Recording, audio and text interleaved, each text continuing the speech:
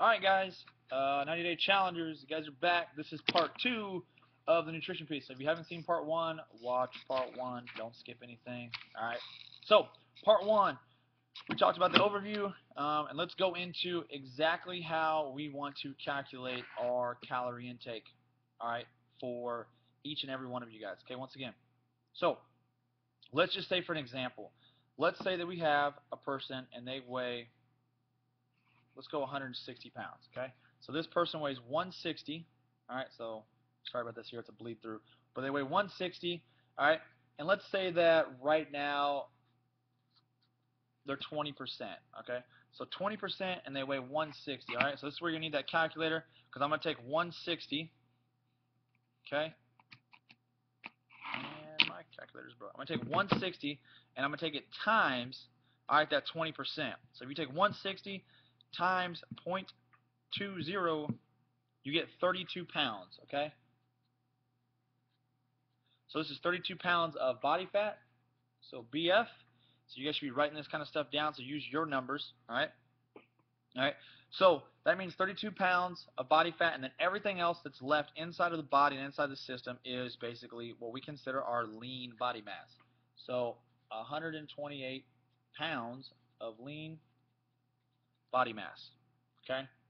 Now, when it comes to lean body mass, we want to make sure that we never want to drop below this number for a long period of time if we ever do drop below, but ideally we want to try not to drop below this number, okay, when it comes to feeding this, all right? We want to feed just enough the body, this being the body that we want to feed, okay? We want to feed this so we have the energy and the ability to function throughout the day, but we don't want to feed it anymore because if we do, we start feeding into the body fat if we feed it too much, okay? So this number here, your lean body mass, I want you guys all to take that, and you're going to take it times 11, okay? So times 11, all right, and this person, in this case, would need to intake at minimum 1408, okay? So now if you go online, a lot of times you can find what they call basal metabolic rate calculators. That's kind of what we're doing here. So like I said, you guys can use different ones online. I would recommend using any one at all that involves using your body composition. All right, so your body composition being your body fat. If it asks you what your age is, what your weight, and then what's your activity, and that's all it asks you, it's going to be kind of a rough estimate. This is, for me, is going to be what I use for all of my clients. Okay, so for you guys, if you're doing a detailed diet or a one-on-one thing, this is exactly how we would break it down for you. I'm actually giving you the insider scoop on how we get those numbers here at the facility, okay? So that's my number, all right? 1408, that's the number that I want to make sure that I'm intaking at least every day while I am doing daily activities. So now here's the big piece. A lot of times, that 1408, all right, that is our calorie intake that we need to kind of do our daily activities and do our things. All right, now, when you work out, you burn calories, all right? So let's say that let's say I do a workout with Grant at the facility and I burn 500 calories. Well, if I take in 1908, okay, that's how many calories I take in. That's going to offset the amount of calories that I burn, all right? So now if I was just trying to maintain my weight and I wanted to stay exactly where I was at and I ate 1908 on my workout days, okay, I would stay the same. My body fat wouldn't change, my weight wouldn't go up, anything at all, all right? So now, for us, when we get done with the 90-day challenge, this is going to be important that we want to know kind of those numbers. And it's also important to know that that number there is designed for when we work out. Most people, what they have the tendency to do is they have a tendency to eat this caloric intake here Monday through Friday. They work out Monday through Friday. Saturday, Sunday comes, and they eat this again. And on top of that, they sometimes eat bad food on top of this bad number. So they're not working out anymore, and they can't understand why they're getting weight gain. And just every week it's just up and down, trying to fight that battle of weight loss. That's the reason why, because they're not working out. So let's just say, since the fact that we are trying to have everybody in the 90-day challenge drop body fat, drop weight, we're just going to leave that 500 out, okay? Because we are trying to get a change in the physique and the body. All right, now some of you guys I've talked to, some of you guys work out more than once a day. So if you guys do that, there is some calorie changes that may need to be going into that. There's no huge advantage to people working out 3 to 4 times a day. Some people are just doing it because they want to get those extra reps in, those extra exercises in that they don't get in throughout the week. So that's completely fine. Like I said, no one's at a huge disadvantage. If you're following the right calorie intake, you're going to be right where you need to be. So 1408 is what we got for this person. All right. Now, taking that 1408 and then putting that into what we consider to be our no days and our high day, okay? So when you guys are coming to the gym, you guys are hearing people probably talk about this. Oh, I'm on my no day. I'm on my high day. I'm on a low day or whatever it may be. What they're talking about is they're talking about the numbers we're getting ready to go over, and they're talking about their carbohydrate intake. All right. So here's kind of an idea of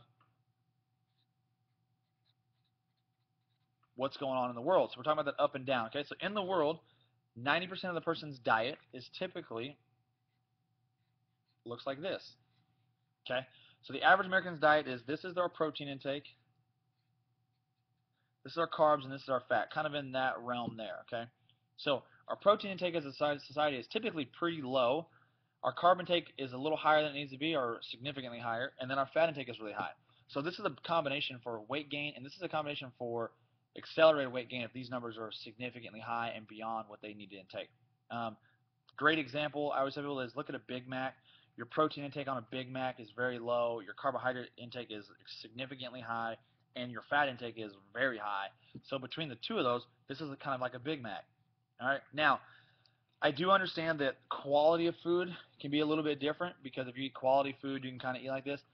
For the principle of what we kind of go over, even quality food and good fats and good carbs, all of it mixed together in this exact same ratio, still is not going to get you the results that you want. So that's why we kind of go back and forth with these different days to provide that fluctuation and those adjustments. All right. So on a no day, it's just what you think.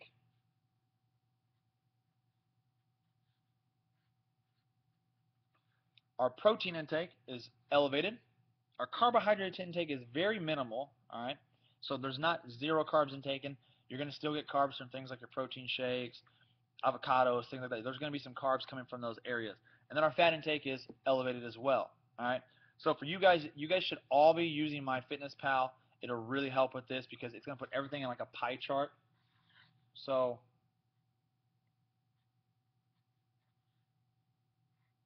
you may have a pie chart that looks kind of like that. Real low amount of carbs, protein, and our fats here in these two areas here. Okay. So it may not be this bar graph. All right. Now, our high day, once again, same thing. Still following that principle. Protein intake stays elevated. But now our carbohydrate intake goes up, and our fat intake stays down. Now, this is the one that probably freaks most people out because in society we've been told zero carbs, no carbs. Once again, quality carbs done appropriately are going to be okay for you and done in the right manner. So we're going to go over those and with the right numbers that go with this. All right. So this kind of wraps up part 2 all right, of our nutrition class here. So part 2, we're talking about the no and the highs, and then what we're going to talk about in part 3 is what are these numbers, and what are the numbers for me, and what do they look like for me individually. Okay, so there you guys go. Make sure you have all this wrote down. Write some notes if you need some notes when we need to sit down and talk about it. All right, thanks guys.